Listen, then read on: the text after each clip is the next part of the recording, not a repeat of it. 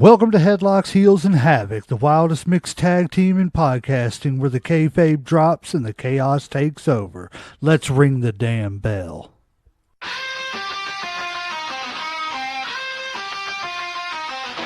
Headlocks tight, heels on the prowl, dropping elbows, hearing growl, feel the foul. No script here, just real, no bluff.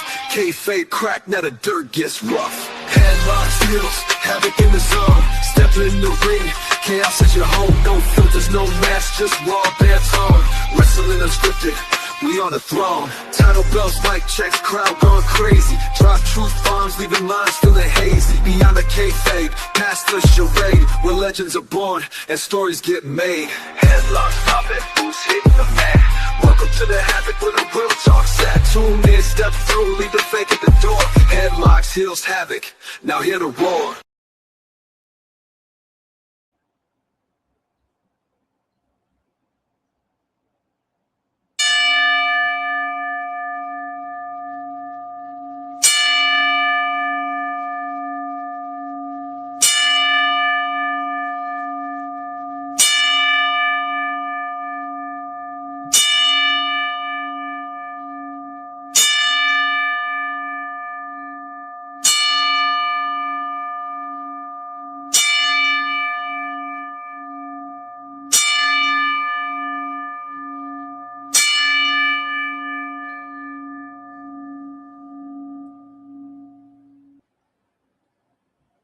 Welcome to Headlocks, Heels, and Havoc, ladies and gentlemen, boys and girls, children of all ages. I am one half of the greatest tag team in this podcasting business, the legend J-Mac.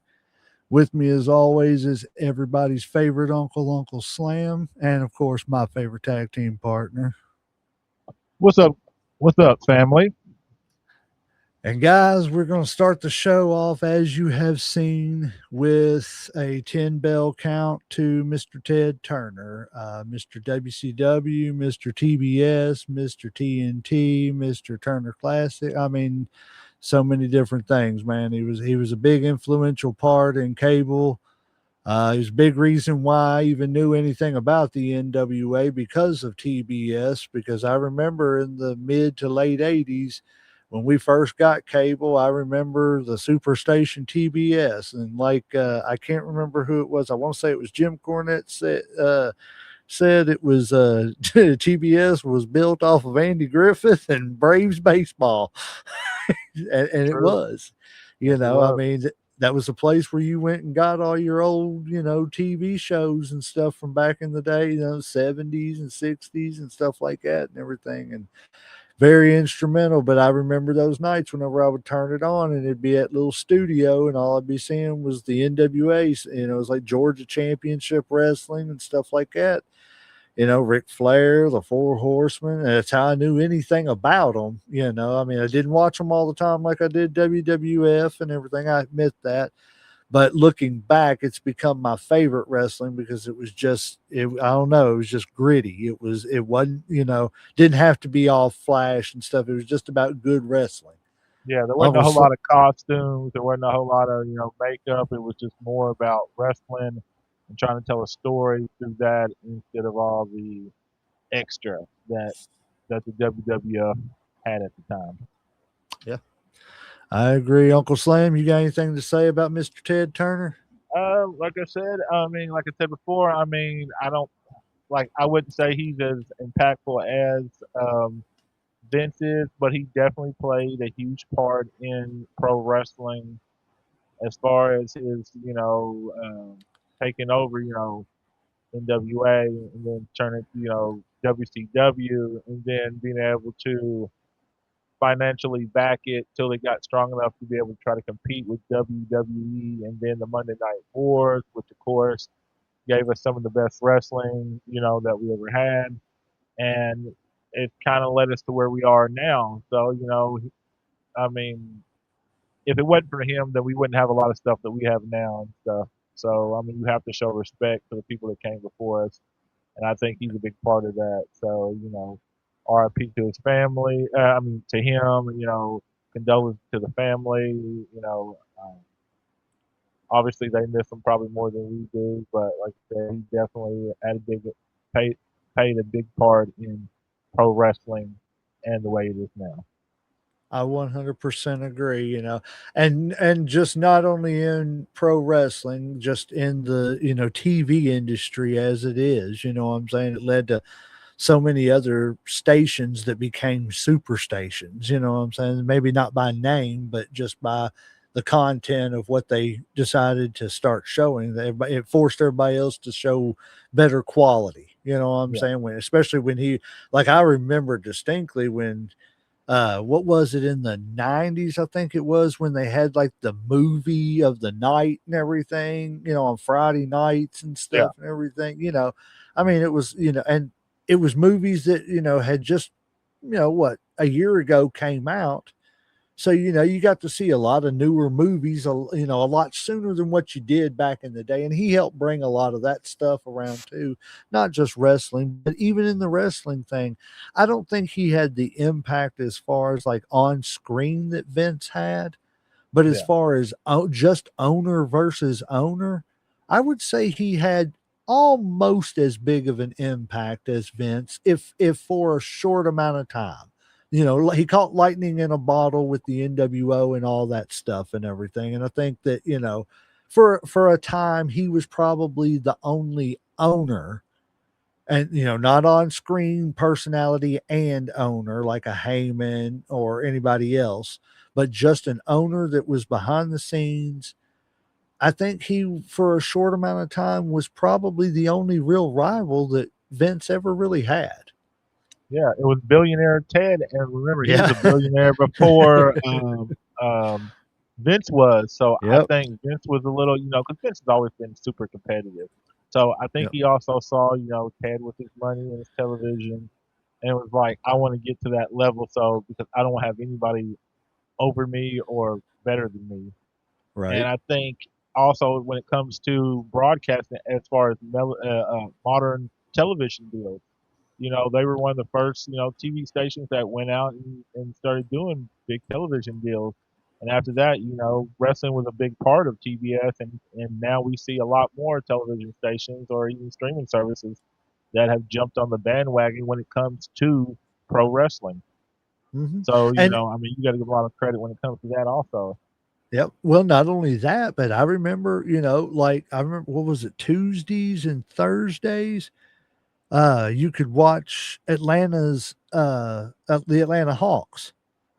So you'd see the Hawks playing different teams and everything, stuff like that and everything. That was just, the Atlanta deal and everything. But that led to NBA on TNT. Yeah, That led to because I remember they would do double headers and stuff on TBS and TNT. I mean, well, and if I'm not mistaken, I remember like some of my mom's old Lakers Celtics Magic Bird rivalry games on TNT or TBS. You know what I'm saying? So it was smart. He was definitely an innovator in a lot of different things. Definitely rest in peace. Found this other little story about him real quick. William Regal, Stephen Regal said, Ted I read this brought me too. to the Yeah, United States and paid me and allowed me to feed my family for 6 years. Ted also took care of mine and my family's green cards. Rest well. That just leads to show you who he was. You know what yeah. I'm saying? And he didn't You know, advertise. He didn't tell a bunch of people. It no, was one of those things he just did. And you find out, 20 years later, what type of man he is. yep, 100%. That's amazing that he did that for him. That's pretty cool. So yes, moving on, but rest in peace, WCW. It wouldn't have been what it was without Ted Turner. So thank you, Ted, for everything. We truly do appreciate it. But I found this little tidbit, and I did not know this for all the years that I have been a wrestling fan. And for all the years I have been a Superman 2 fan. So, the scene where, of course, he loses his powers and he gets beat up in the diner by the dude Yeah, named Rocky. yeah, yeah, yeah. And then he goes back and whoops Rocky and slides him down into the pinball machine and all that stuff, Yep, right? yeah. Oh, Rocky, Howard Martin, was a professional wrestler in Canada by the name of Pepper Martin. Oh, okay. I had no clue about this. He Wrestlers was in, popping up all over the place. yeah, he was in all kinds of stuff too. He was in like he was really big and playing, and I don't know what roles it was. I'm assuming probably like bad guys and stuff like that and everything. But he did like a lot of 70s TV shows like Starsky and Hutch and TJ Hooker and just different stuff like that and everything throughout the 70s and everything. I was like, that's pretty cool. I never knew that. But yeah, old Pepper Martin, man, we're giving you a shout out, buddy, man. I was like, that's a pretty cool little fact. But anyways, I digress. Moving this along, Sports Illustrated ranks the top 20 greatest WWE superstars of all time. Number 1, Stone Cold, Hulk Hogan, The Rock, John Cena, Roman Reigns at 5, The Undertaker at 6, Triple H at 7, Shawn Michaels at 8, Bret Hart at 9. See, Sports Illustrated, a true sporting analyst organization, even says Shawn is one little step above Bret. I'm just gonna say, and that harkens back to our last episode, ladies and gentlemen. But anyways, I digress. Bruno Sammartino, Randy Savage, Kurt Angle, Roddy Piper, Edge, Randy Orton, Andre the Giant, CM Punk.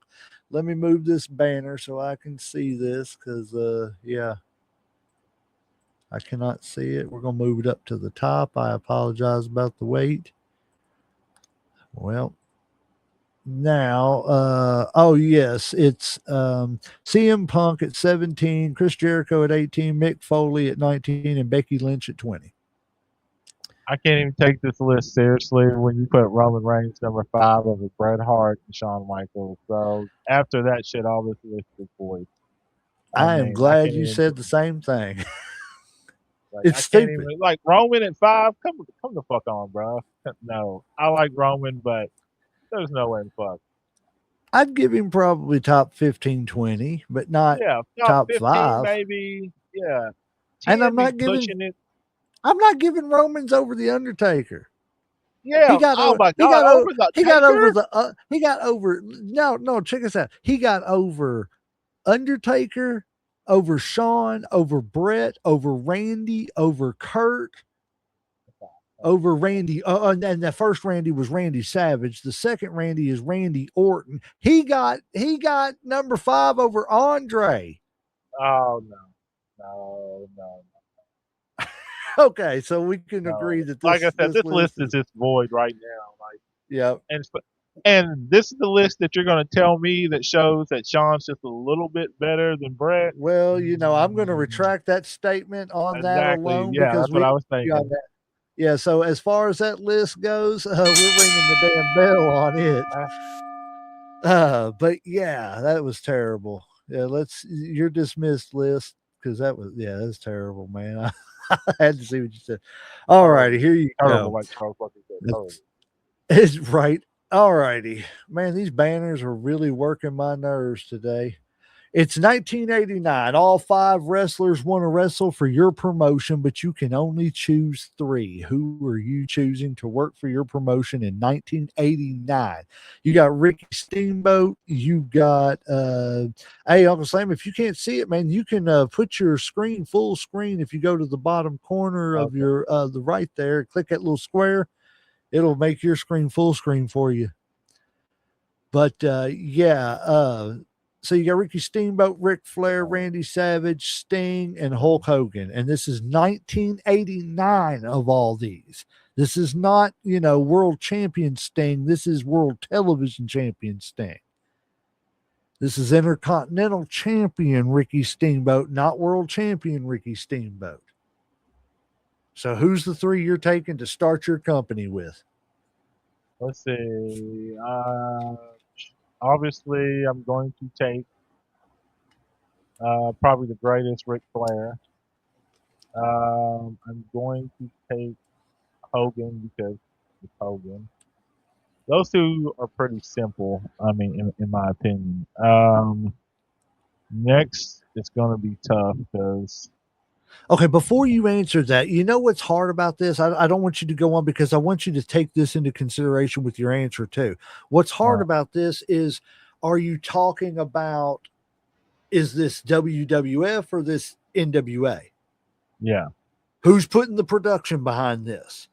Because if it's Uh, WWF putting the production behind it, my picks are a whole lot different than my picks are for NWA. yeah. But I think Flair's going to stick with either one. It doesn't matter if he's going to WWF or WWE. I think he still does each one just as well. Okay, so let Uh, me ask you this. If you match Flair and Hogan up that early instead of doing, okay, so it's 89. Would they get yeah, there first in 92? So what, like yeah, 3, 4 years later? Do you think that 3 or 4 years would have mattered because the 92 was a dud?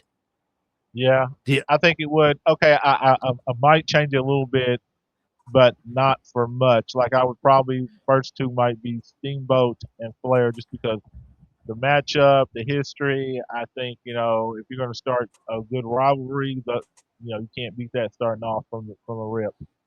But I think eventually, giving Hogan a couple years, his star power and charisma is going to come through, and you're going to have to recognize him.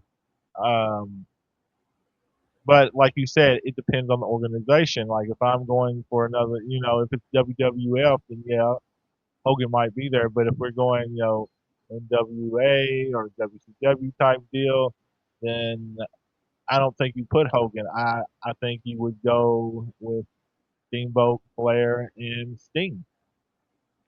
No disrespect to Savage, I just think if it's WWF, it's more of a Savage, Hogan, Flair, or maybe Steamboat. You know what I'm saying? Maybe I don't know, maybe Steamboat, but I think with Steamboat and Flair, they're interchangeable to each organization. I think you can put them either or, and they're still going to be okay. The other ones, it just depends on the organization. See, I'm going to go. I don't know who we got with us. Hey, I appreciate JD, man. Appreciate you watching, brother. If you got any questions or anything, leave them in the comments, man. Uh, but so the question, I'm sure you can see the question on the screen, man. If all it's not 89, all 5 wrestlers want to work for you, but you can only pick 3. Our big question is it, are we talking WWF or NWA? Who's putting the production behind this? Because that's going to alter our picks. For me, and I hate to say this, man, but if I'm going, and I'm just going to go by default, say we're going to use WWF production, because I'm assuming that's what this is saying. So it's 89, and I've got WWF production behind it.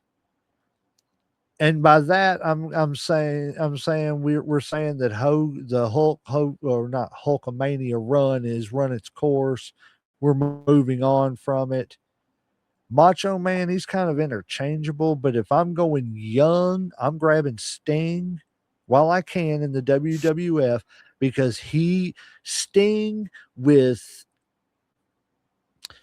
if you switch Sting and the Ultimate Warrior, Sting is absolutely, there would have been no reason to have the rivalry between Shawn and Brett be the company carrier. You see what I'm saying? You think Sting would Sting have, would have been a good substitution for the Warrior?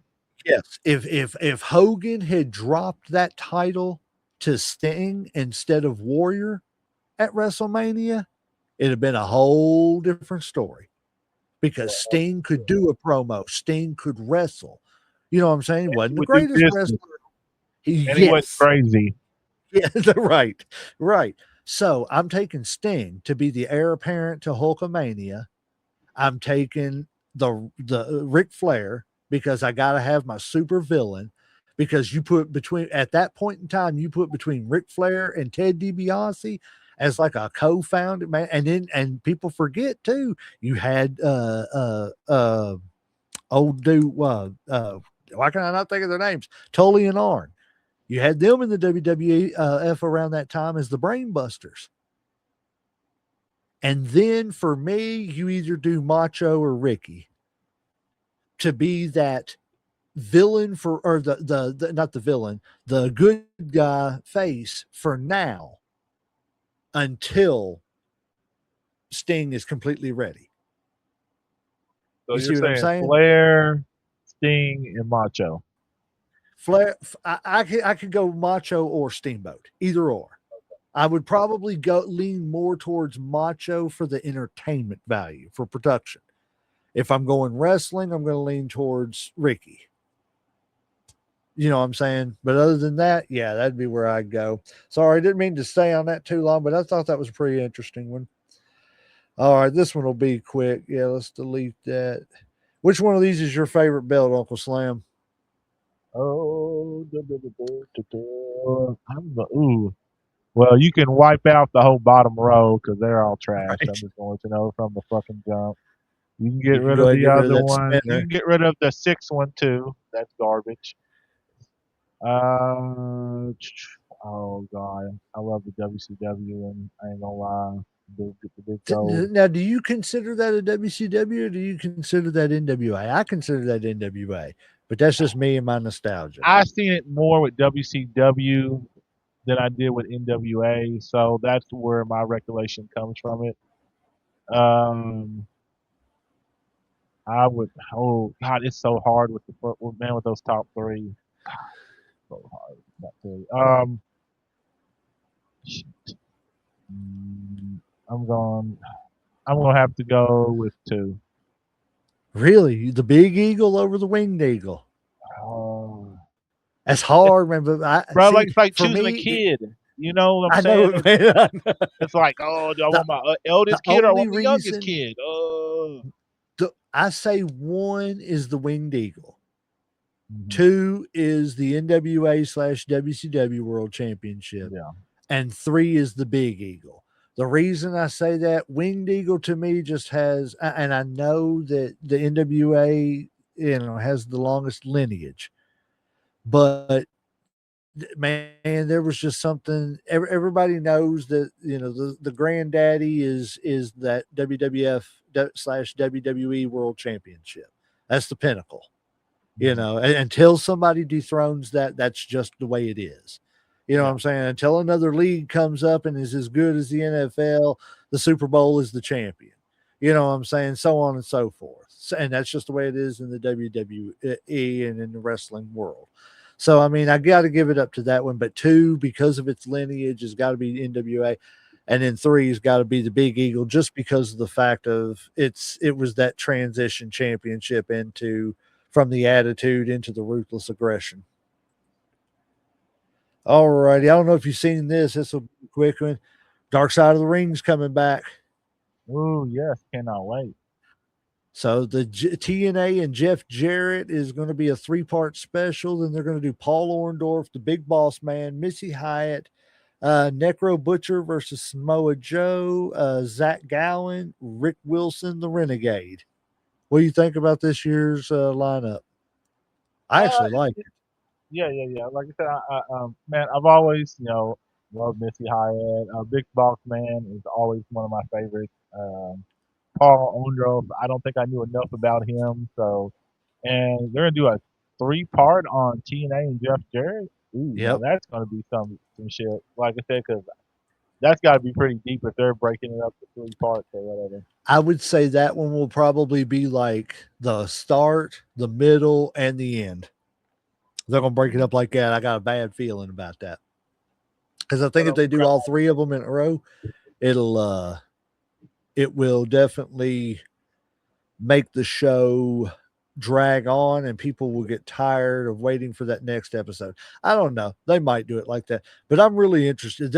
I don't know much about this Necro Butcher versus Samoa Joe, but man, hey, we need to touch on some of these then in our shows, on our recaps. We need to watch them and touch on them then.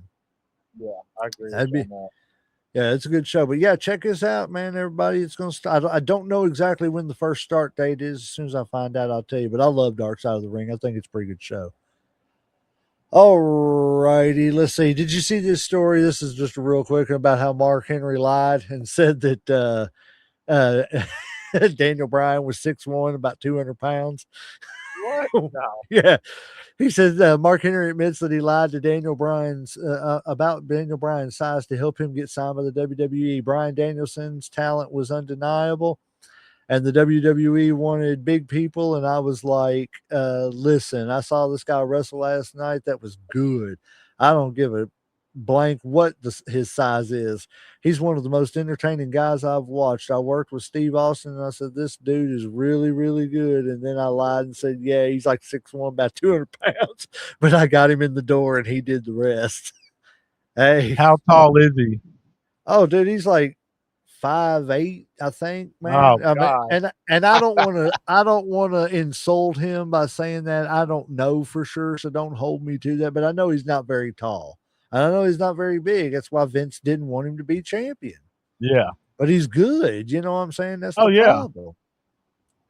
Well, we touched on this on the last match or on the last one and everything. Have you ever seen this, Uncle Slam? It was the anniversary. The Rockers, Shawn Michaels, Marty Jannetty cleanly won the WWF World Tag Team Championship over the Hart Foundation, Bret Hart, Jim Neidhart in 1990. They should have left with the belts. They did not. It remains one of the strangest what-if stories of the era. The Rockers beat the Hart Foundation for the tag team titles. Then Vince just erased it. No, So I didn't know anything about that. Okay, so what happened was that, and even Brett was talking about, man, it was so stupid. He said we could have got through it and everything.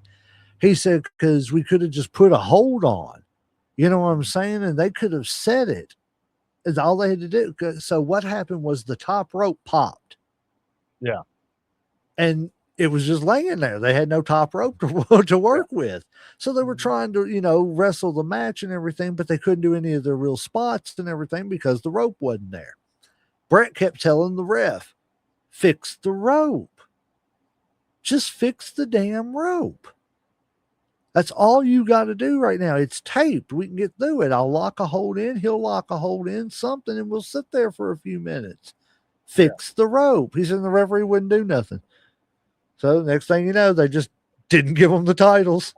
I was like, that kind of sucks, man. Because because as great as the Rockers were, man, they were never a world tag team champions in the WWE. They were in the AWA. But you know what I'm saying? That seems kind of like, you know what I'm saying? That'd be like saying that, like, the Rock and Roll Express were never the NWA tag team champions because they got screwed out of something like that. You know what I'm saying? Yeah. Or like, and I'm just doing comparative teams, the Hardys. You know what I'm saying? Something stupid just happened and they didn't get to win. I was like, that sucks so bad. Was it easy to fix though? I mean, could the ref fix the ring? I mean, apparently it was easy enough that Brett seen it to where he was like, he kept telling him, fix the rope. Just fix it, don't argue. I don't necessarily think he meant for him to fix it, but just call for the ring crew to get down here and just bring out another brace and everything and fix this. Yeah. You know what I'm saying? So we can finish this match. We'll lock a hold in. You'll look up the interview with Brett where he talks about it and everything. I want to say it's him. That out. I want to say it's him, like when he's a little bit younger and everything. So he's, if I'm not mistaken, he's like sitting, it's real up close on his face, and he's got like a hat on and stuff, like he used to wear, like a baseball cap and stuff.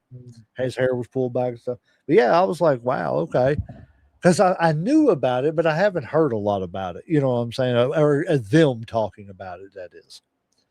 All right, next story is, this is where, have you heard the story about how Kevin Nash and Roddy Piper got into it?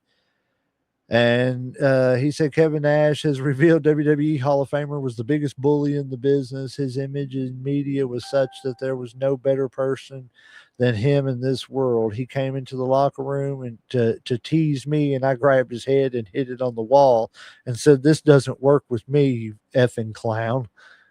He said one of the worst people I've ever came across in my entire life.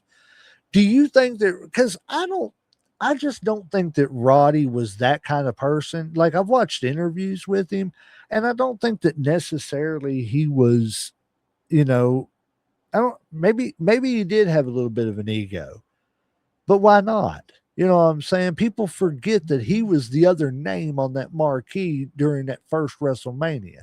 It wasn't just Hulk Hogan that made that thing go off. It wasn't just Vince McMahon that made that thing go off. There was a third guy that had to be on the other side of that ring, and that was, Rowdy Roddy Piper. He was the other marquee name. And then you throw two other, legendary names in on top of it with Mr. T and Paul Orndorff.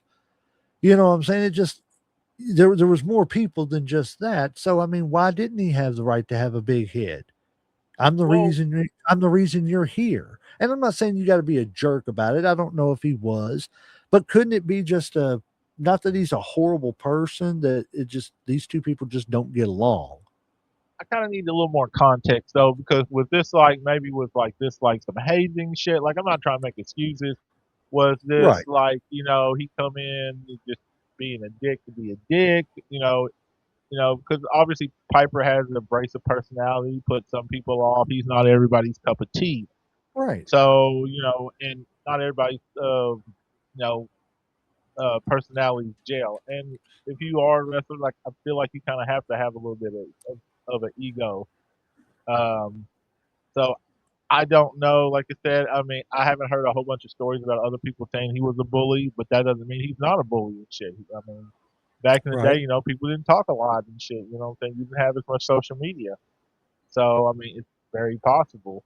Um, so, I mean, hopefully it's not true, but if it is, then, if Nash said it is and he took care of it, then maybe Piper changed his tune after that. I hate to do this because we kind of finished that episode, but the question I was going to ask you all on that last episode about Sean and Brett, and you brought it up just a second ago, is do you think that, and I'm going to harken back to the last episode, do you think that their rivalry would have been, and be objective really, really about this, you think their rivalry would have been borderline Hogan Andre? And maybe even above McMahon Austin, had social media been around?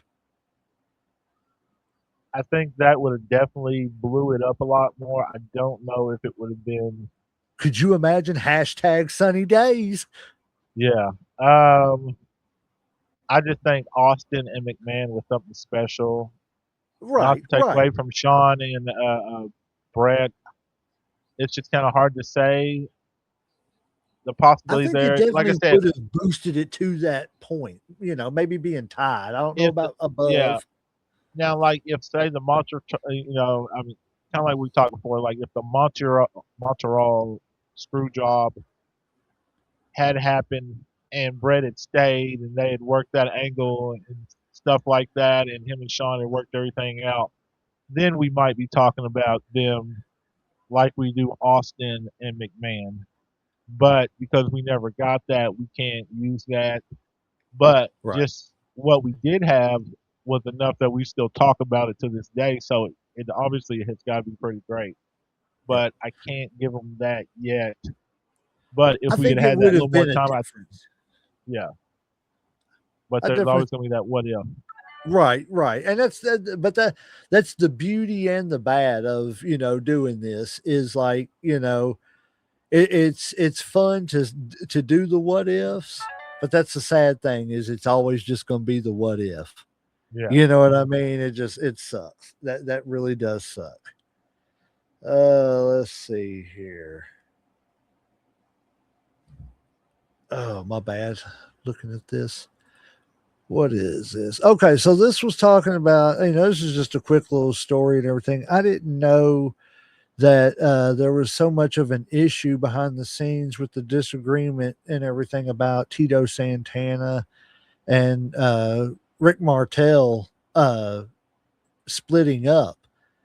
And it wasn't that they had the disagreement with each other. They had the disagreement when they were Strike Force back in the day. Yeah. Okay. And they didn't have a disagreement with each other. They had a disagreement with management. They both wanted out of the tag team. Uh-huh. Martel had just come from the AWA. He was a former world champion. You know what I mean? He wanted a chance to at least, get up there to the Intercontinental Championship level and stuff like that. Yeah, he had just won the tag team titles with Tito and everything. And Tito wanted to come back out and do singles again and maybe go on another Intercontinental run. You know what I'm saying? Or something, that could have been a way to get Martel the title. You know what I'm saying? Something to that effect. But like Martel, Tito was disgruntled and everything and wanted out of it. And Martel told him, he's like, I'll quit. I want out of it. I want, and that's how he ended up becoming the model. Oh, okay. Which, in my opinion, and I'm going to do a hot take right here, and it may not be that hot of a take.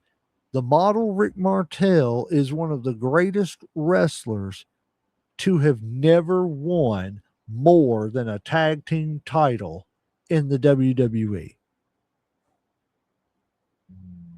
I don't know. I do. I do not know. Go What back makes and you watch say that? because he was a ring technician. I would challenge anybody to put after Bret Hart beat Mr. Perfect for the Intercontinental Championship that first time. I would challenge anybody to say that the heir apparent, because everybody knows that Henning was leaving for a while because of his back. I would Yeah. challenge anybody to say the heir apparent to start challenging Bret Hart for that title should not have been the model Rick Martel, and the matches they would have had in that ring would have been we would be talking about them today.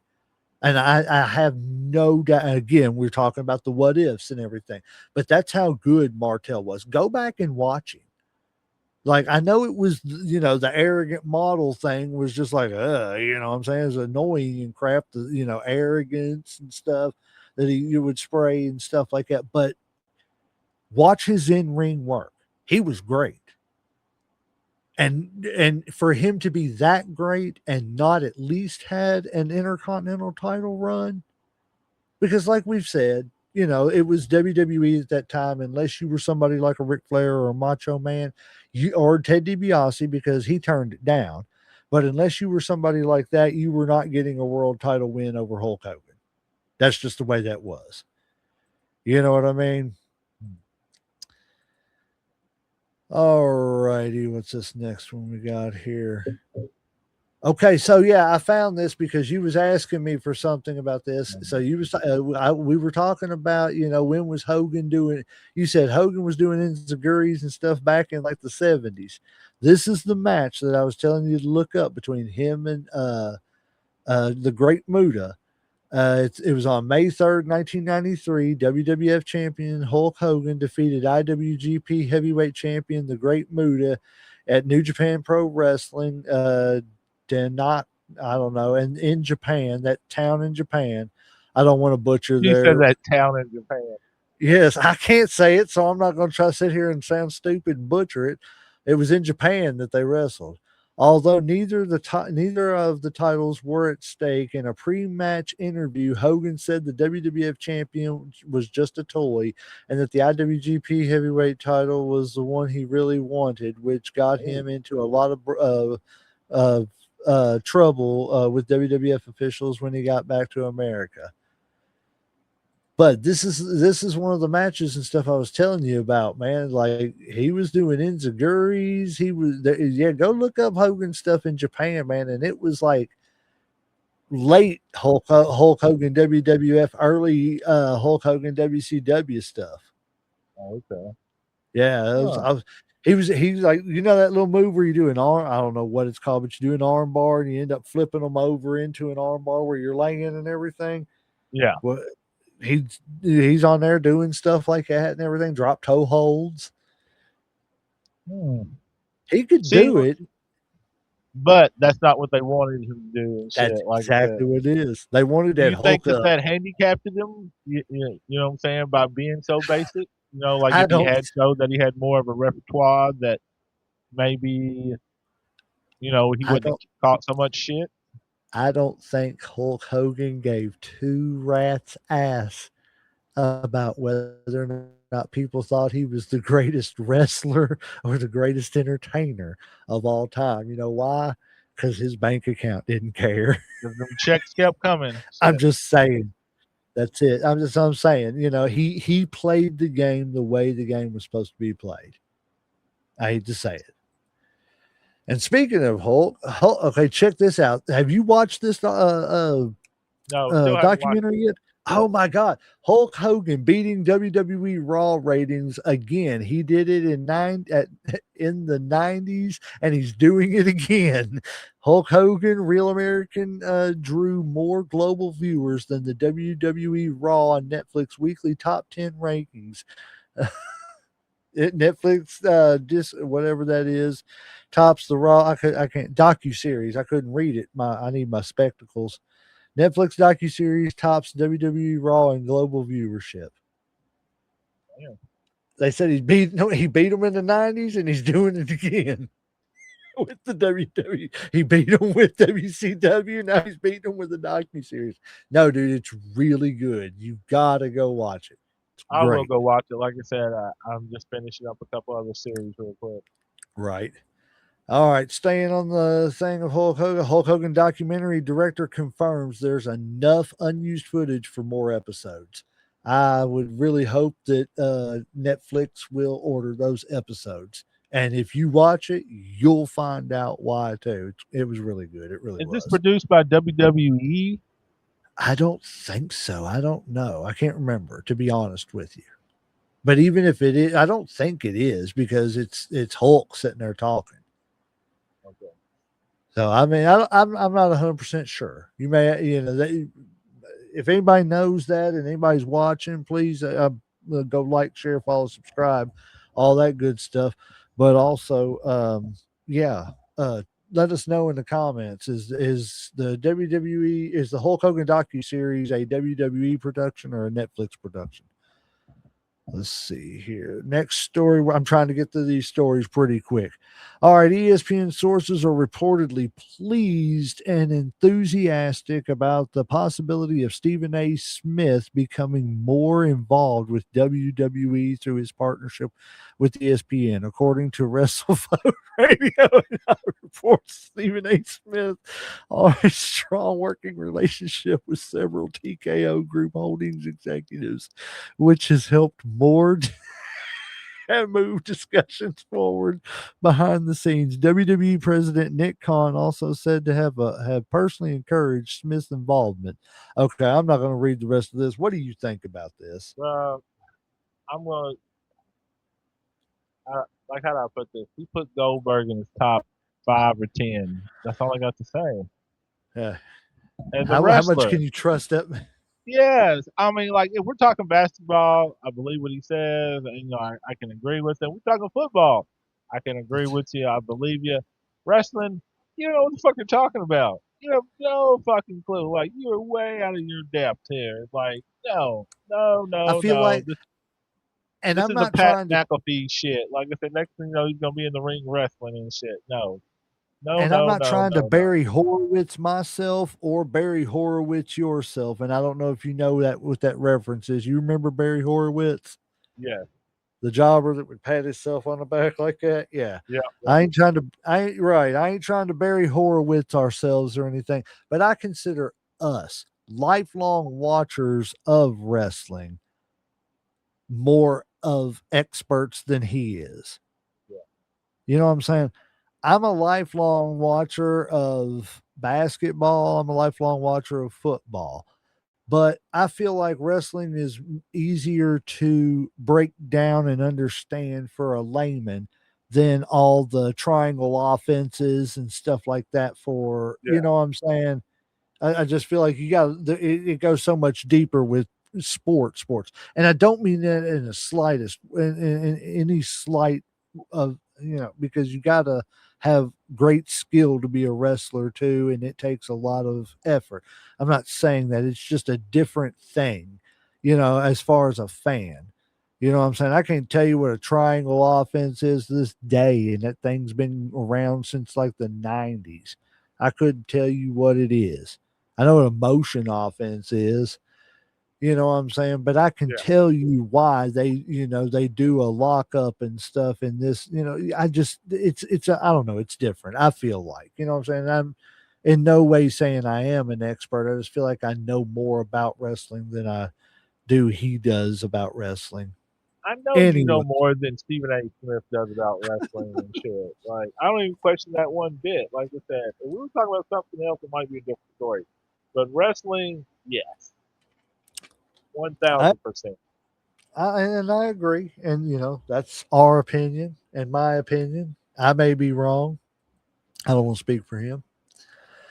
All right. Paul Heyman says that Braun Breaker is everything WWE looks for as the future of the industry. You're right. I am a Hall of Famer. I am a wise man. I am an advocate, but I am an oracle. What did I see in Braun Breaker? The future of WWE. He checks every single box. He's faster than anybody. He's stronger than anybody. He's tougher than anybody. He's a legitimate athlete coming from D1 into the Baltimore Ravens and straight to WWE. He is absolutely everything that we at WWE look for as the future of this entire industry. When did Paul Heyman become we as far as WWE? I get it, he works there. Um, You see I what I'm don't know. saying? That sounds so weird to me. But, anyways, do you think that he is all that? I don't disagree because I predicted this before. Like when I saw him, when I saw Jacob Fatu, those two guys I've been raving about ever since they came out. I said, just give him a little time. I said a year for Jacob. Obviously, he's already getting his push right now, and I think if Braun hadn't been hurt, he'd already be it too. I mean, I think they have everything it takes. I think they might need to work on the promos a little bit, but like I said, when you have Paul Heyman as your oracle or wise man, then you can't help but get better and shit. You know what I'm saying? I mean, like all you have to Yeah. do is just listen to this man. This man knows exactly what he's talking about. He's been doing this shit longer than you've been alive. You listen to him, and you will be fine and shit. So See, I, I think he has a great future in store. I do too. But, well, one, I'm just going to be like, hey, I don't like the name. I still don't like the name You're Braun still hating Breaker. the name. I I know. I still know. hate the name.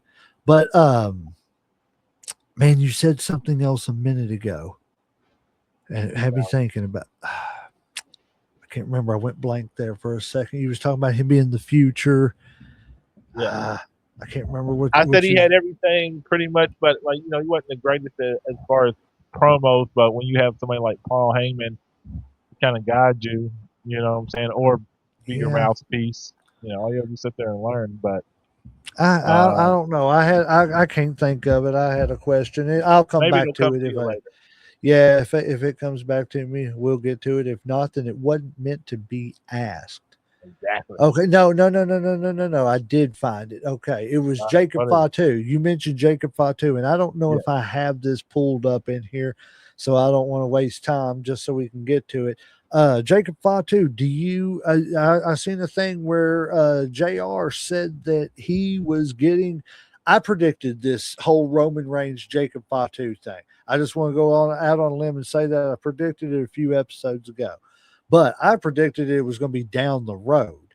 Yeah. And even JR came out, I believe it was JR, if I'm not mistaken, and he said that they're pushing this way too quick. Do you think they should have built this up for a longer period of time? I And, would have liked it. and, Go ahead. hold on. And have you heard about any of the turmoil that's going on with No, I the haven't heard about it. salaries and stuff? Okay, so that's going to Oh, play into okay, it later. now I have heard a little bit about certain salaries about how they want Roman to renegotiate his Right. contract and shit. Yes. I So we'll don't get know into how that. much. I've heard other people they've asked as much as 50%. I don't know what his is. I know he's still working on a part-time deal. I think. Yeah.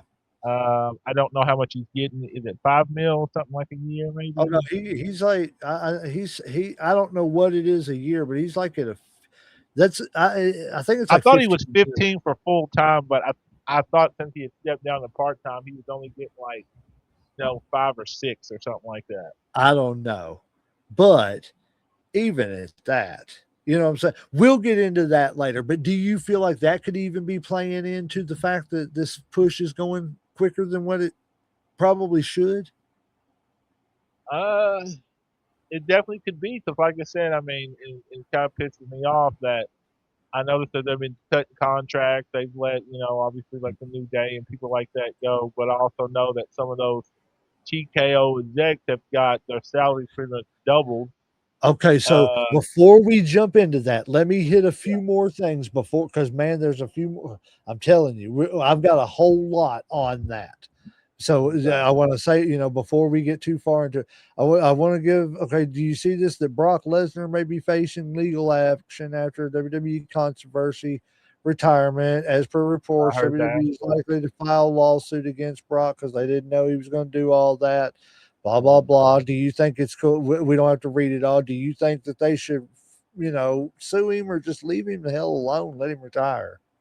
Um, I had, I mean, like I don't need to read the story because I already read it before and stuff. They're basically suing him because they wanted him, and I don't know how true the story is about him to keep going and basically lose to Gunther to like get him over more. Um, I'm I with don't think he Brock. wanted to. Yeah, yeah. Like I don't think it was believable, honestly. To me, him losing to Brock just didn't make sense. I get it. He's retiring. It helps Gunther, but if it's this man's retiring, I mean, what's the worst you can do? I mean, you can't fire him. All you can do Right. is sue him. Honestly, I And would leave him be and shit. But you know, corporations are known to be greedy fucks. So if mhm. they can get some money out of you, then they probably will fucking try to get some money out of you. But I would just leave the man alone. Like all the money he's made for that company, you can't give him his to be like, all right, we'll cut you some slack here. Just let I it think it go. would have been Vince. It would have been a totally different story. Vince would have been like, all right, but because it is a corporation now, it's a totally different situation. Yep. I agree. All right. Did you see this? Two-time NWA World's Heavyweight Champion Trevor Murdoch has retired. I Do did you see that remember also. Trevor Murdoch? Not that well. Like the name sounds familiar, but I do not remember. He was in that tag team in the early 2010s. Lance Cade and Trevor Murdoch. Was he like a kind of cowboyish or some shit? Yeah, yeah, yeah. And Did he Lance spit a Cade bunch of was like dip or some shit? he was kind of like the dirty cowboy, the Yeah, dirty yeah, yeah, yeah. redneck, Okay, yeah, and yeah. then I got Lance you. Cade was like the pretty cowboy. Yeah, yeah, yeah. Okay, I know Yeah, who you're talking about now. yeah. He's two-time champion. He retired. He said Trevor Murdoch really looked at his 27-year career and said, "Yeah, I'm clocking out before I start wrestling like it's a family reunion." At 45, the former WWE Tag Champion is retiring with dignity. Like, I can still wrestle, but do I want to risk turning into a highlight reel for the wrong reasons? Man straight up said he's not about to embarrass himself. Hold on, I ain't got my specs on. Man straight up said he's not about to embarrass himself, his family, or his legacy, or the legacy of Harley Race, just for a quick payday. After doing his thing in the WWE and NWA, Murdoch basically chose peaceful retirement. One more match gone wrong. One more match. He said, "Oh, peaceful retirement is greater than one more match gone wrong. Respect, though, bro left before the universe could say it's time." I I was, I'm gonna be go ahead. honest with you, man. Trevor Murdoch has probably been my favorite wrestler as far as singles wrestler in the NWA since I've been keeping back up with it. Him and Nick Aldis. And I just for him to have been what he was and then, come up to what he because I'm sorry, I think the NWA championship is pretty damn special. Yeah, You know what I'm saying? So I mean, you're a two-time NWA champion. There's a lot of people can't say that. mhm. So, plus you're a WWE tag team champion, you know. Uh so yeah, and plus the reverence he has for Harley Race. You know what I'm saying? And because of that reverence of Harley Race, he doesn't want to harm that. So he's going to step away while he can. That's to me, that's just the ultimate respect. I like it just because he did it simple, he did it clean. We didn't have a big production. It wasn't like the whole John Cena. We didn't need the whole build up. Like say, a Trish Stratus or a John Cena type deal. Just he did it. He did his job and he quietly retired. Almost kind of like Brock. The only thing different with Brock was that Brock did it at WrestleMania. Nobody suspected it. Yep. But he didn't want the big hoopla. He didn't want to do a year tour. He didn't want to do none of that shit. He just wanted to go in, wrestle. Hey, I'm done. That's Like it. let me go home and relax. I've made you a ton of money. Like let me be. I've done what I wanted to do. Well, yeah, that's it. Just let me be. I've made a I good thought it was living. pretty cool. Yep. And that's it. It ain't like he can't. He's got a name. It ain't like either one of them can't walk into anywhere and get whatever they want for free, basically, and Yeah, not even for free. You know what I'm saying? They could do an advertisement for some work. You know what I'm man. saying? Get a brand new lawnmower if they. You know what I'm saying? uh, You know, Brock could go right now and say he wanted to do a fight and to Netflix and make a couple, 20, 30 million real easily for like one fight and shit. The same as Ronda Rousey is doing right I want to now with, see. I want to see Brock Lesnar versus Floyd Mayweather. you know, Hot take. see, there's a big difference. Brock don't need the money. Floyd needs that money. Right. Brock, he's cool with just going home on the farm and just hanging out, man. Yeah, That's how, like I mean, Brock's always been like he's a stay-at-home person. Like he's never had a massive mansion and all the luxury. He likes his farm. He likes being secluded. He likes being near his family, he's hunting, that type. I mean, he's a kid from Minnesota and shit. You know what I'm yep. saying? Like he's a simple man. He doesn't need limos. I think the most expensive thing he ever bought himself was probably a private jet, and that's Track. just so he can stay the fuck away from people. Yep. That's it. Next best thing is probably a tractor or something like that. Yeah, yeah, yeah. Like a fucking tractor. Yeah. He didn't need a Nope. $100,000 Lambo. He went and got him $100,000 tractor. All right. Check this out. And I look, this is, man, it may not be good. And that's why I was kind of hoping, if you're watching still, JD, man, comment on this because this ain't good, man. So I know this is AI generated, but this is some of the facts that somebody came up with. But speaks the truth about Tony Khan and AEW. WB Warner Brothers Discovery told Tony in August they would not renew AEW. So AEW's gone off probably TNA, TBS, and HBO Max. Okay. And and it directly, he confirmed it directly and triple sourced it. 8 months of nothing, no plan, no growth, no direction. The only distributor left, YouTube and Google. The Mayhew app isn't realistic. It's a death sentence in 2026. Too late to build, no real path to scale.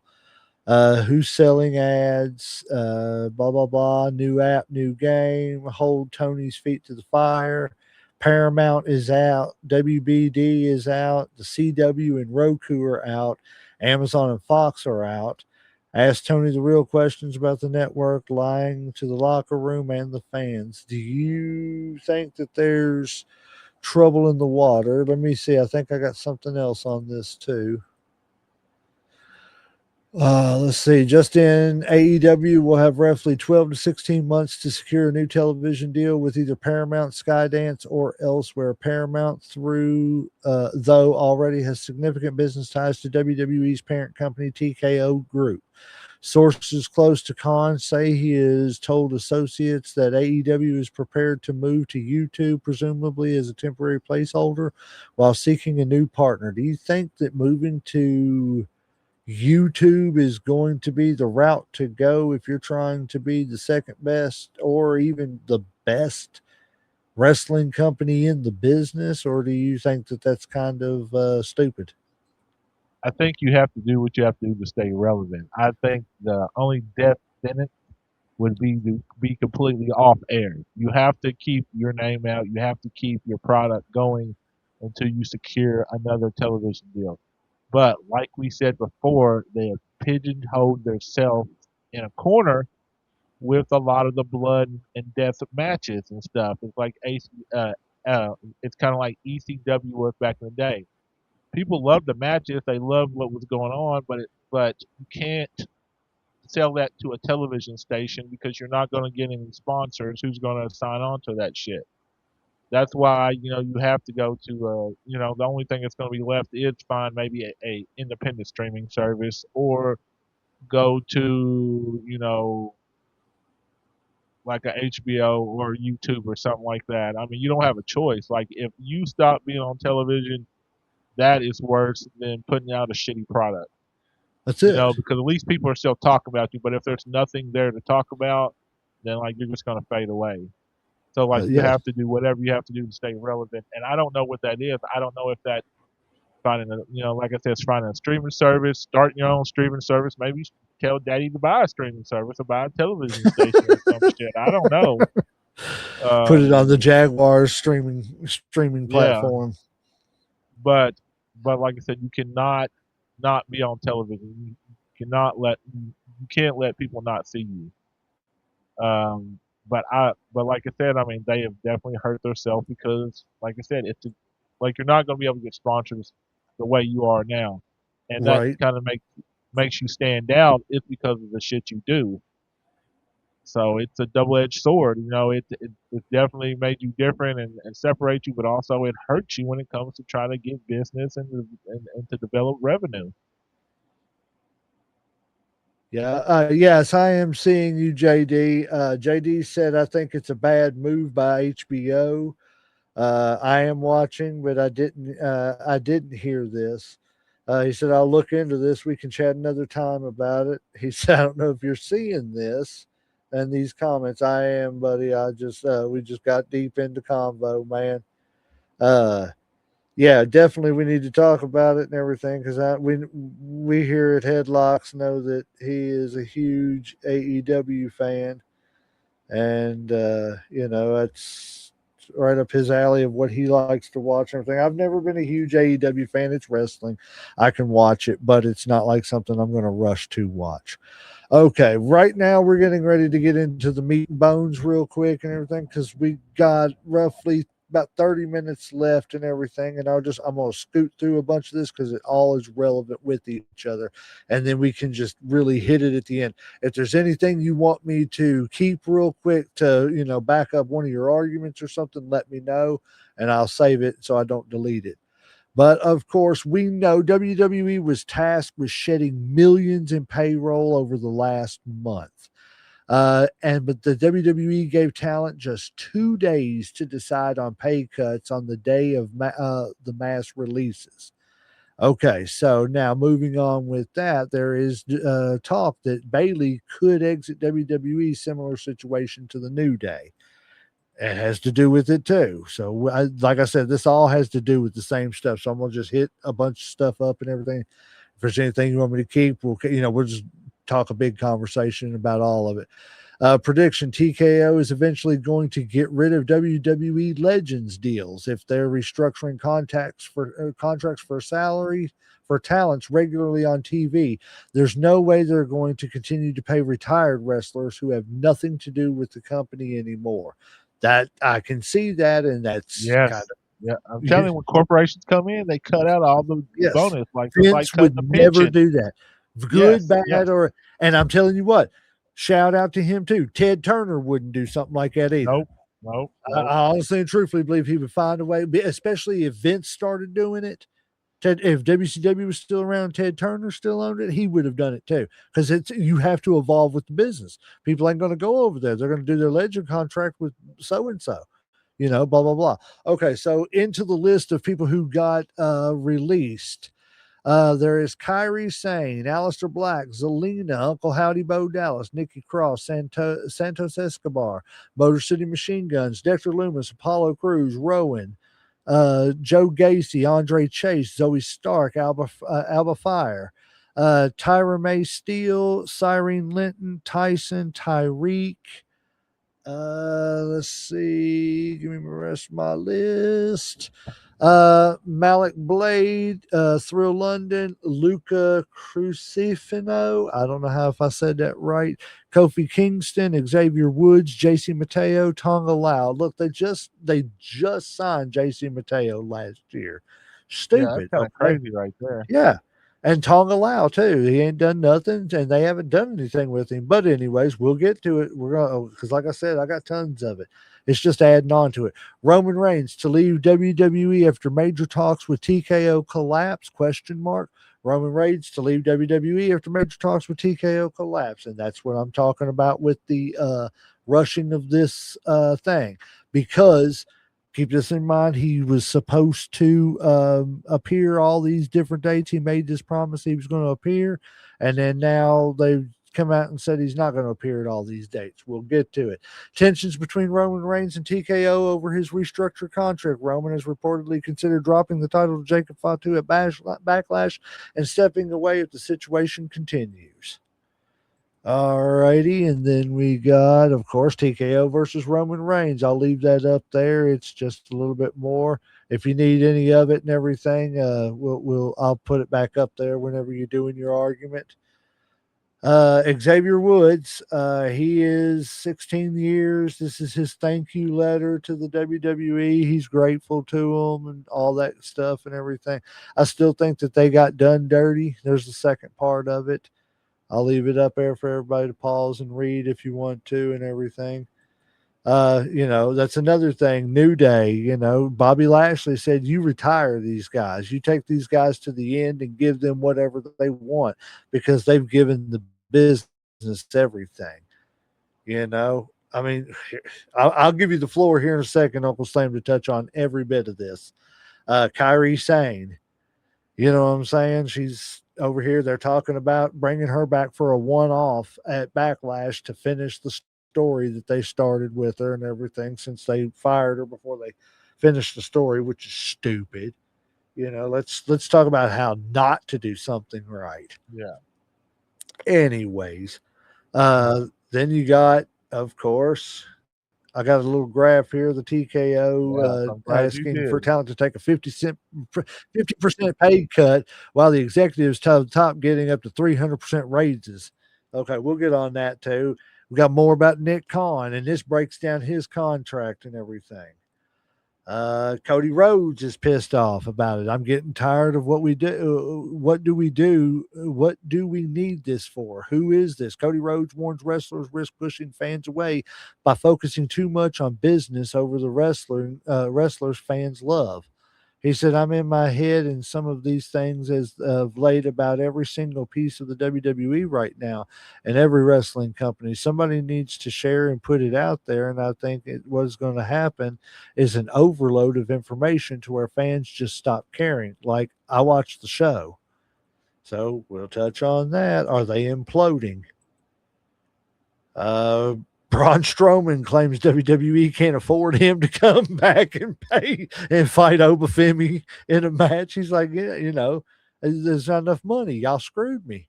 You know what I'm saying? So you're going to have to pay me and pay me good. All right, we're going to this SmackDown, and they're giving away tickets now. I'm Oh, pissed. thanks. Yeah, And I'm we'll still pissed. take some free ones. Like we have to do to win them. Right. I don't even know. I have no idea. But yeah, what is it? Giveaway win Friday night SmackDown Family 4-pack. How to enter, like, tag who you're bringing, fill out the form. There's the little thing. Ends 5/7 at 11:59. Winner contacted via email at Rupp Arena. But yeah, we paid all that damn money, and now they're gonna give some four tickets away. I'm mad. Well, that's all right. All Like right, I said, man, hey, if we can win these extra tickets, then we might either get better seats or we can sell the other ones real quick, when we get there. We'll right. do some Oh, scalping. right. All right, give me your big take on most of these firings and everything we just went through and everything. What is how put it all together for me? Well, it's kind of like you said, everything's all related. It all comes down to money. Money, money, money. And a lot of it has to do with, and I've kind of beat a dead horse when I say this. It's when corporations take over companies and the family doesn't run it anymore, shit changes and it usually doesn't change for the best. You know what I'm saying? I mean, like, Vince would have never done some of the shit that these people had done or whatever, as far as cutting people. You know what I'm saying? Like, you take care of the people that got you there. You don't shit on them. You don't take their money. And I understand it is a business, but at the same time, you have to you have to respect the people. I mean, you have to take care of the people that took care of you. Like if you didn't have the Roman Reigns, if you didn't have the New Day, if you didn't have these people, then would you be as successful? You know, like would you be in the same spot that you would before? You Right. know what I'm saying? And to tell somebody, that's making, you know, $100,000 to $250,000 to take a pay cut when your salary just jumped, 20, $30 million, it's kind of a spit in the face. It's like, why the fuck am I, take a pay cut like when you're making 10 times more than I am and I'm over here putting my body on the line. I'm the one on TV. All you're doing is sitting over here and you have no clue like how to run a wrestling organization. You know how to run a business, but running a business and running wrestling is not exactly the same thing. Yes. I think that they spit on a lot of people. I think they have no respect. I think it's all profit driven now. I think they're eventually going to chase a lot of their fans away because of ticket prices and because they're trying to merchandise pretty much everything that they got. And I understand you have to make money, but when is enough enough? Okay. So do When you it's want to too break much? down real quick of Nick Khan's new contract? Yeah, let me hear this. So they've asked these people to take some people to take 50% pay cuts, but Nick Khan has signed a new contract to remain the WWE president through the end of 2030. The deal includes an $11 million signing. Hold on, let me make it big. Uh, signing equity award, base salary climbing to $3 million per year, target annual bonus up to $6 million, annual equity awards of $7.5 million to $8.5 million per year, and a $5 million performance award tied to Zuffa Boxing. Total target compensation across the term could approach $100 million. Disclosed Wednesday in the TKO's quarter one 10Q filed with the SEC. So, they're asking them to take a 50-cent pay cut so he can get $100 million more dollars. Yeah, like this doesn't make any sense because I thought that they're bleeding money, that they're in debt, they're in the red and shit. Right. If you're in the red, you don't give your executives bonuses. You don't give them new contracts where they're making way more money than before. I mean, this ain't gelling here. Like either somebody's lying here. Right. So The it's math just ain't math in here. You know what I'm saying? Like you can't have it both ways. You can't say big, we're losing millions of dollars, but instead we're going to give these other people who are supposed to be making us all this money a huge $1 million raises and shit. For what? Most of that's just supposed to be performance based. If right. they're not doing what they're supposed to, then why are you getting a bonus? Are they lying and they are making money and they just want to be cheap as fuck? Pretty much. I mean, that's pretty much the gist of it. They just want to collect the people's money. It has nothing else to do. They don't care about the quality of the shows anymore. That's why we get 4 matches that are subpar, and it's just like, why? Why do we have to deal with this if I don't know, man. It's become so Frustrating. redundant that yes, it Very is, frustrating. especially as a wrestling Lifelong fan. fan. Yeah. A Yes, lifelong fan. and it's like this is supposed like we said earlier, the WWE Championship is supposed to be the pinnacle. This is supposed to be where the to quote Kevin Nash, this is where the big boys play. Yeah. You know what I mean? So why are we dealing with the fact that the quality of the show is worse now than it was 30 years ago? I mean, We it's know why. just Like I said, 3 right. letters, TKO. It's just, and it's like JD said earlier, when you add corporations, well, you said it too. When you add a corporation to it, it's just gonna, I don't know, it's terrible. So like, okay, so let me ask you this. Do you think they should just go out and pay her for a one-off to come back and finish the story? Or do you feel like that's insulting? We'll use you one more time. I think that really depends on like what she wants to do or whatever. You know what I'm saying? Like if she wants to, like if she's okay with the one off and then end it, like basically backlash Oscar and Rio, and she comes in and picks one of them, and then they ride off into the sunset. I'm okay with that. But if they want to continue the story, I'd be all right with that too.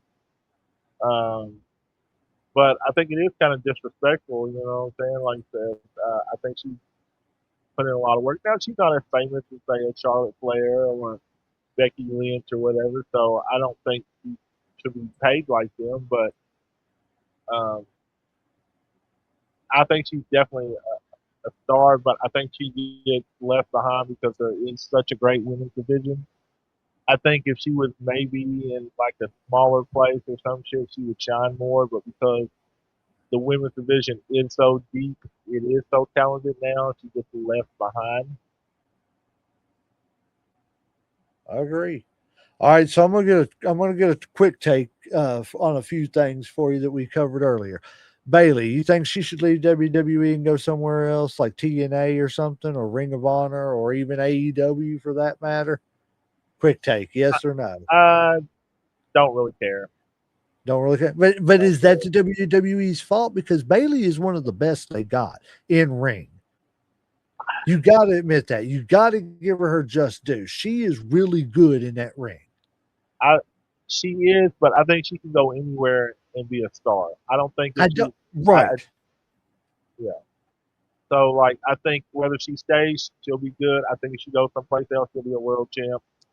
So I she's think good wherever either she way. goes, they need to start using her again as a heel. I think she plays a heel much better because she's that heel that's so sarcastic that you just want to.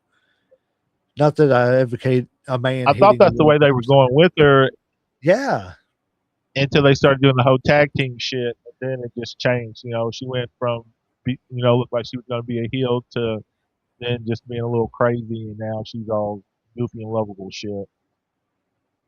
let's see. What do you think about the Legends contract? Should they get rid of them? Should they keep them? That's bullshit. That's I very agree. disrespectful for people that built your company. No. I 100% agree. Any names on this list you think they should have kept? See, it's hard to say. It's like I like New Day, but they didn't do shit with them. Like a lot of people I like, but they haven't done so much with them. It's hard to justify to keep them. Like as much as I like Aleister Black, and I think he was talent, they never did shit with him. I don't think they did shit with his wife. Um, I think the Wyatt Six, like I said, they didn't do shit with them. I think with the what's his name, Tonga or Tonga whatever. Lao, Yeah, Tonga Loud didn't do shit with him either. So I think JC as Mateo. yeah, as as much as it sucks getting cut, I think it's a blessing in disguise that now these people can go to other organizations and get the shine that they really deserved. So as much as it sucks, I think it could be a really, really good thing for them in the long run. What do you think? Let's see. Let me put this up here real quick. Quick take on this. What do you think about the possibility of Roman Reigns leaving WWE? And if he leaves WWE, do you see him just walking into the sunset, or do you see him possibly going and wrestling somewhere else? And if I don't think he will, but if Roman Reigns was to show up at TNA, or if Roman Reigns was to show up at AEW and pull like a Hulk Hogan from WWE to from to somewhere else, and just use his real name, you know what I'm saying? He's still Yeah, tribal chief.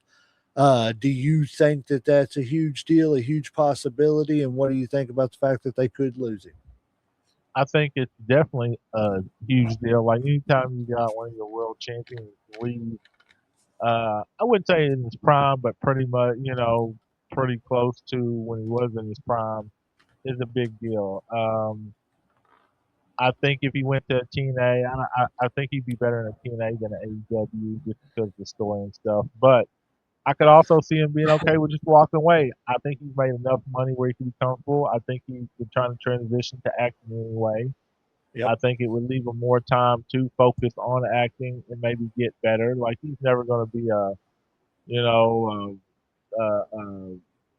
Shakespearean actor, but I think he could be a good, action star. I think he could be uh, Rock-like, maybe not like The Rock because I don't think he still has the same charisma. But if he could be a good villain, big bad guy, or maybe a sidekick, whatever you want to call him. Okay.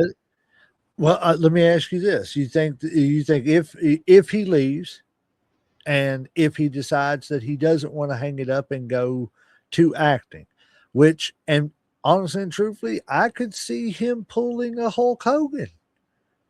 I'm gonna leave and go act a little bit, and then a couple years into acting, it's not working out the way it did, and then AEW comes calling.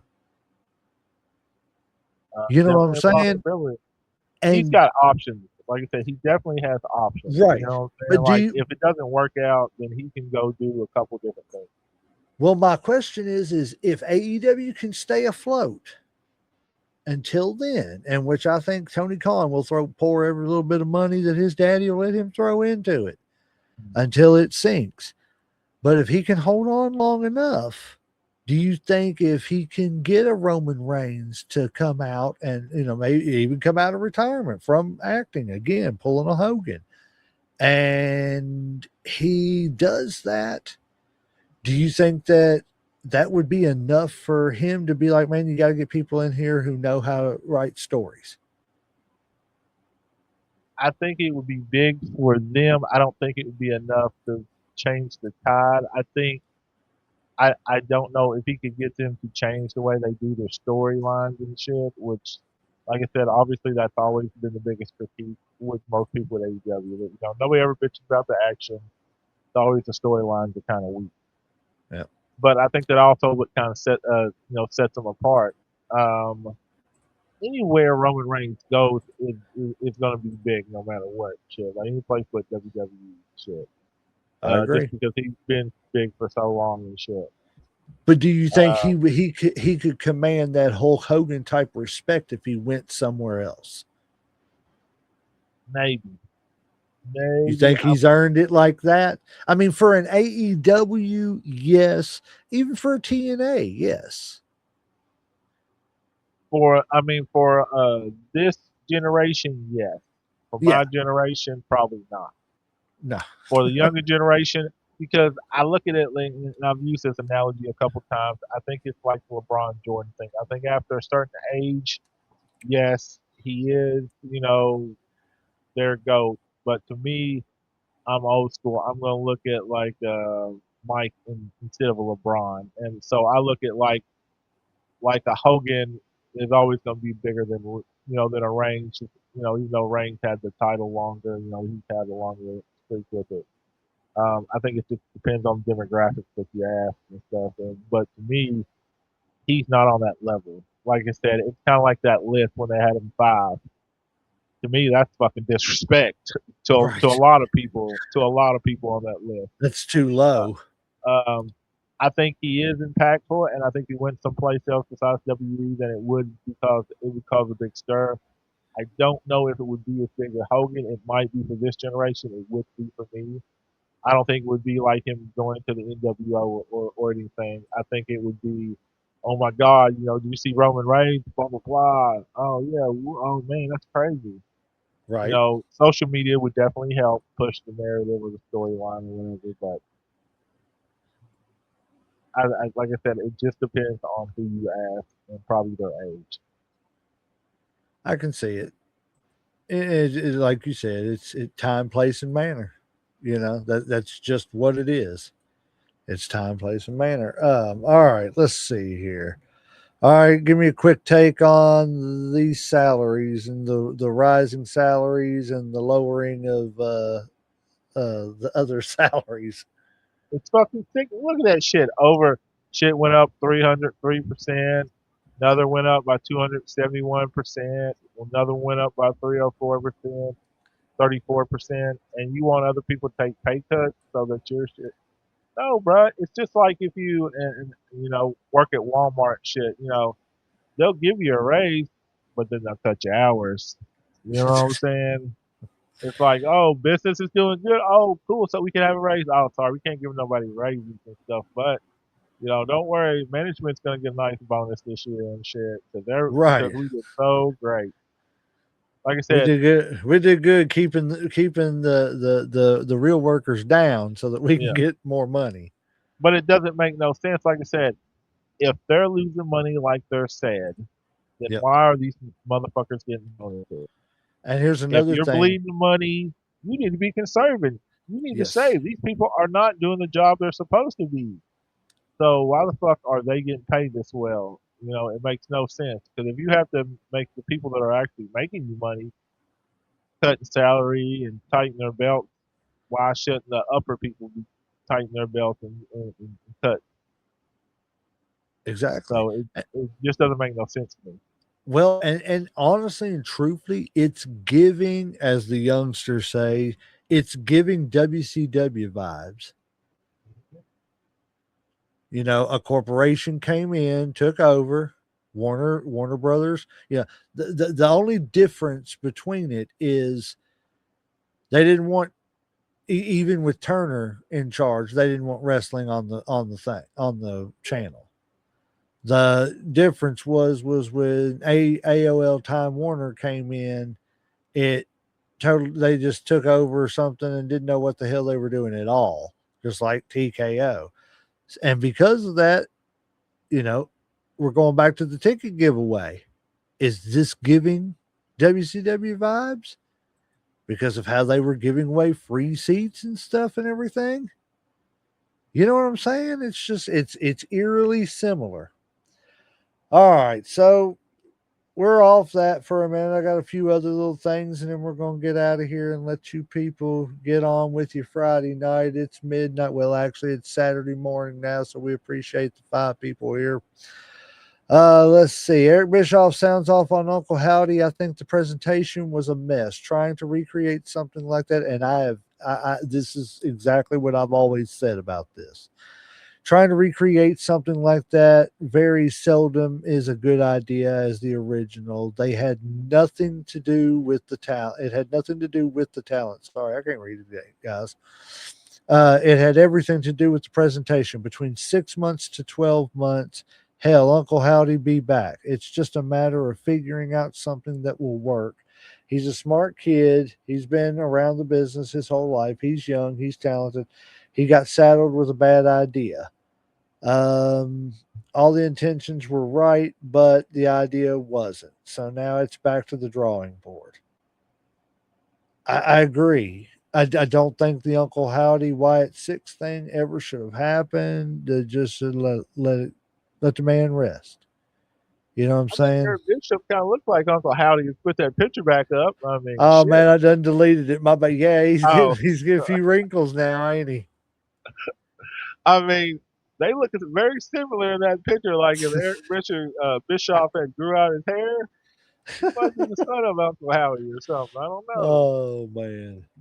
Okay, so I got a little fact for you. No, I don't. I forgot it. Crap. I'll come back to it. Okay, so breaking news. Sorry, guys, I'm working on very little sleep. So breaking news: Booker T, and this is about Aleister Black. All these years, do you remember an Aleister Black match? Booker T on Aleister Black getting the release from WWE. He said, "Well, do you remember any matches? Leave it in the comments." Everybody talks about Aleister Black. He's great. He's great. He's great. But what I don't have any great moments. I've never heard of any great moments from Aleister Black, other than the fact that he keeps kayfabe with the eye thing. You know what I'm But is saying? that because of WWF or is that because of him? I mean, is it because of him? Is it because of WWF? Like I said, two things can be true at once.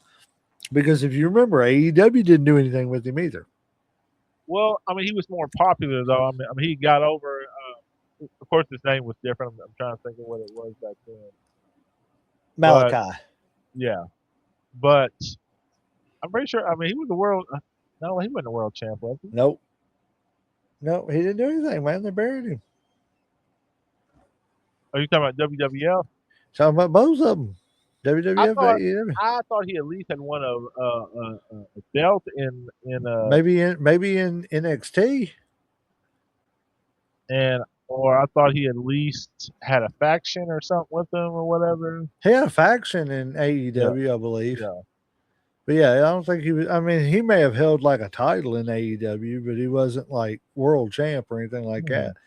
Like Booker T said, I mean, it's no, I'm not trying to disrespect him or anything like that. I'm just asking the question, do you remember?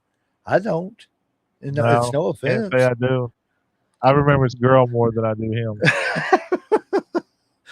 All righty, here we go. Kevin Nash says WWE needs to stay out of Vegas after the second CM Punk fan incident. Did you hear about it?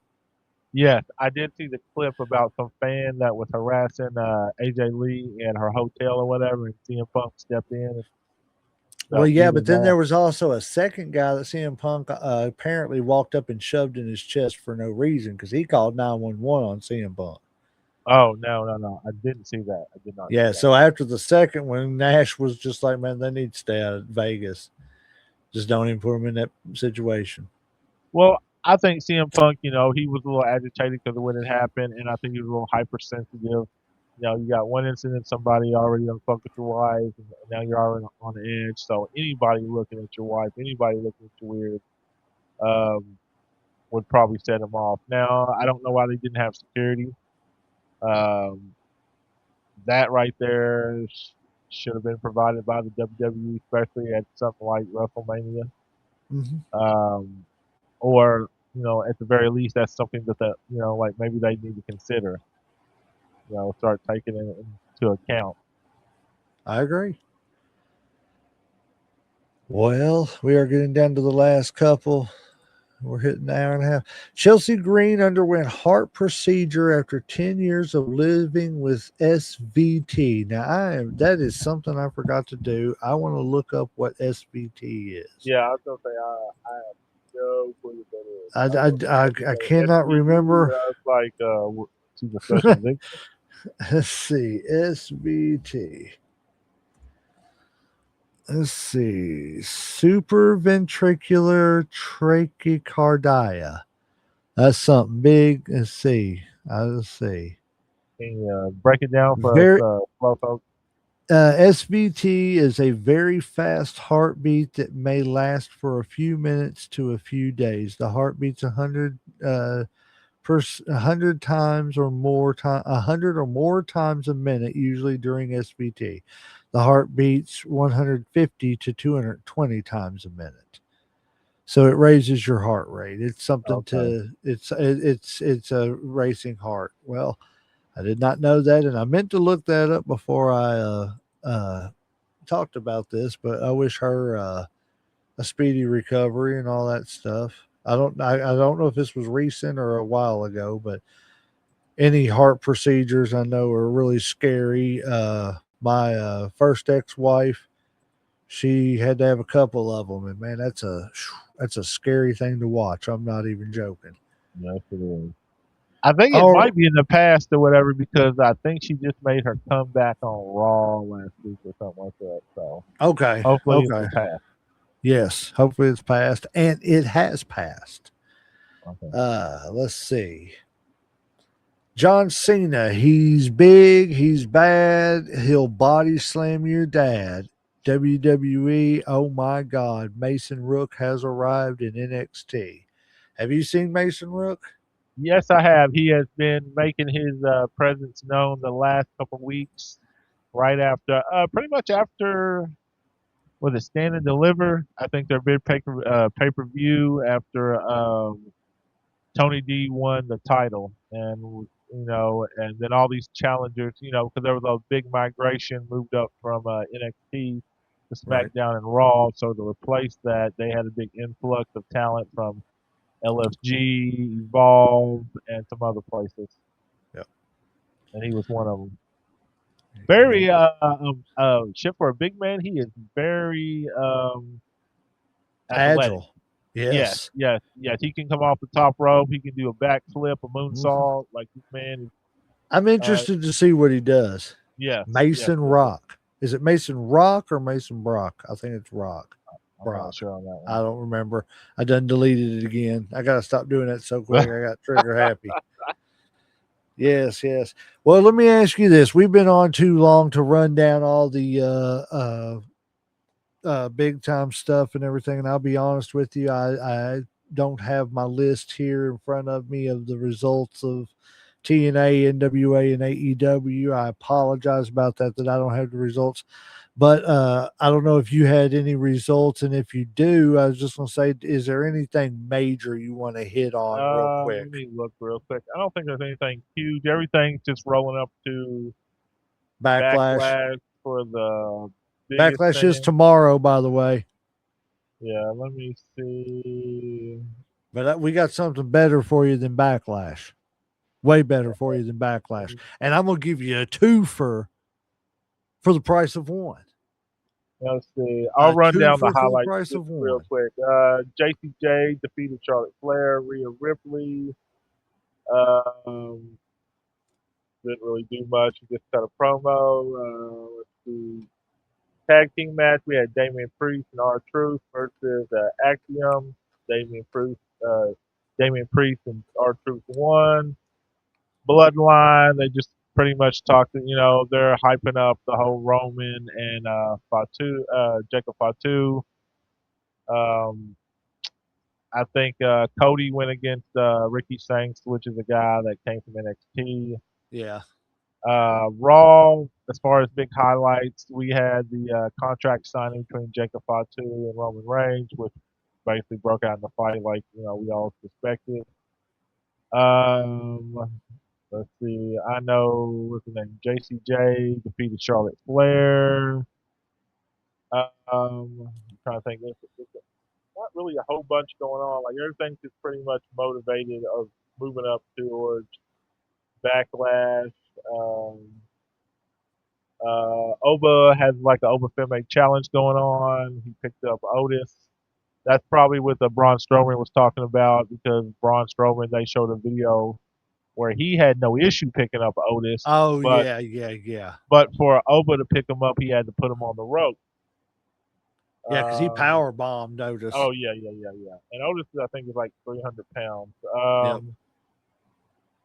We had Ethan Page and what's the Russian, not Russian guy.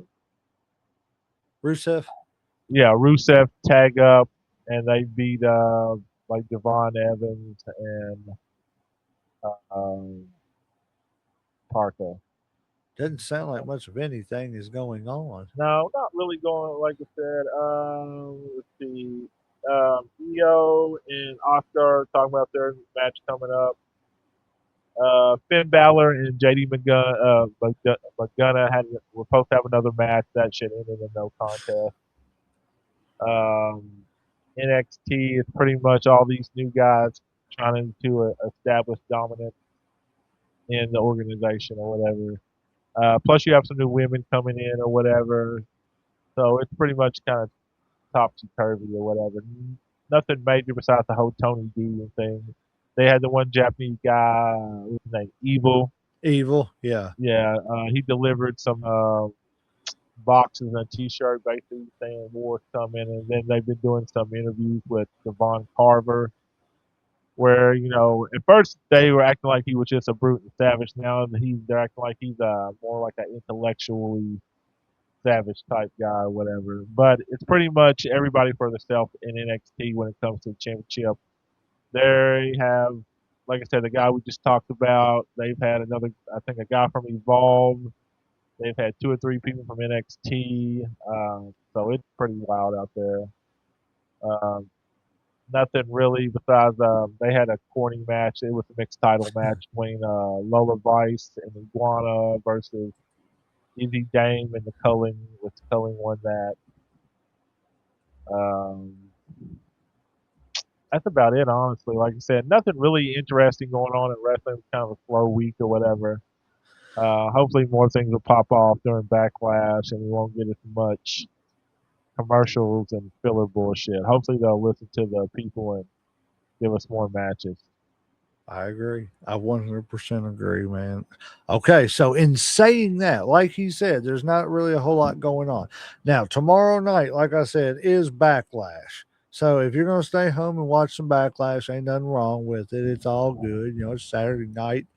But if you are in the area, and by the area, I mean the area around Danville, Kentucky, I urge you because, well, we just didn't get to it tonight for me to shout out tonight. Well, shout But out real quick then. yes, UCW and USWF, the 2026 Garrett County 2 days of live pro wrestling, Friday, May 8th. Bell time was 7 o'clock. I don't have any results on that. And tomorrow, May 9th, bell time is 2 p.m. And it is going to feature Marty Clay, I believe it's the Kentucky heavyweight champion. I know he's the AMW heavyweight champion. That's Appalachian Mountain Wrestling. But it's going to be a good card. It's free. Come on out. It's a Garrett County Tobacco Festival. Bell time, like I said, it's 2 p.m. Seating is just wherever you come. It's free. You know, there's steps you can sit on or bring a chair. And they urge you to bring a chair.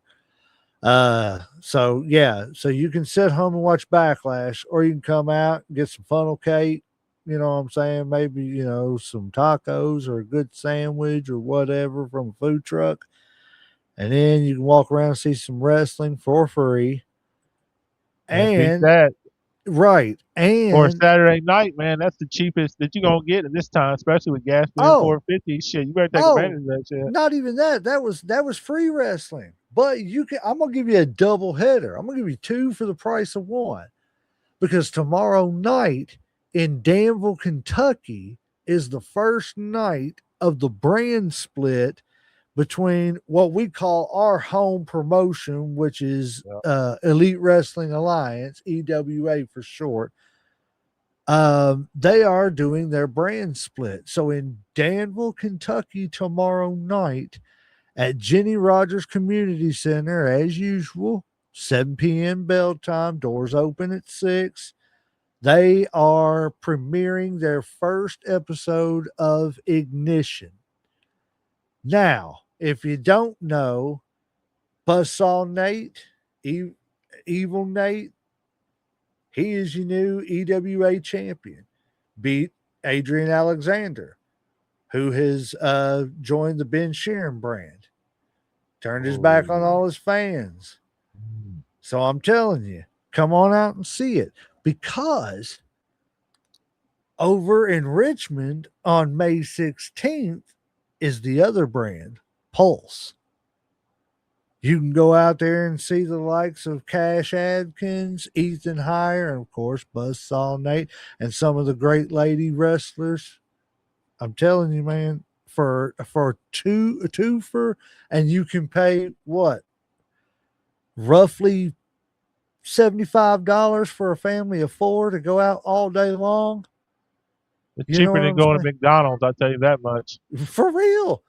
Cheaper. Way you can go to cheaper. McDonald's and pay $50. Shit, hell yeah. You can go to both shows. You can go to the one in Lancaster, and you can go to the one in Danville. And it's still gonna be cheaper than going to any WWE show that you will ever find in the next fucking 5 years and shit. Hell. No doubt about it. No doubt about it. Let's see. I think we got a comment up here. Let's see. No, we didn't. Well, it says what's up. Let's see here. I got just a couple more because I'm shooting this. We got the lineup for it. EWA champion Buzzsaw Nate will be in action. This is just some of the lineup. Let me shoot this up here because I can't see. Beautiful Billy Maverick will be taking on the Wrestling Machine Corey Sparks. Big Time Ethan Heyer will be taking on Ryan Ramsey. Lone Star Cash Atkins will be taking on the Scoundrel Alex Angel. And so much more. This and so much more. As it says, tomorrow, 6 o'clock, doors open. Jenny Rogers Community Center. You see that little UPC down there? Go scan that. You can order your tickets online or you can get them at the door. But you risk not getting around the ring and getting to see all these great stars. I'm telling you, we love them. We love this organization. The debut of Ignition just a few short days away. Like I said, we're going to promote them, man. Huge matches announced. Danville's own Billy Maverick taking on debuting Corey Sparks. So we got some debuts. We got some hometown heroes. Come out and see these people. I'm telling you, man. These are the next stars of the business. These are the people that, I just can't stress it enough, man. I fell in love with indie wrestling. It's just great. And like we are going to the Appalachian Mountain Show in June. We are going to see Nick Namath, aka Dolph Ziggler, take on Marty Clay, who, if you come out to Lancaster tomorrow at 2 o'clock, you can see Marty Clay wrestle. So if you come out tomorrow, you can see the man who in a month is going to be taking on an ex WWE heavyweight champion and a TNA star.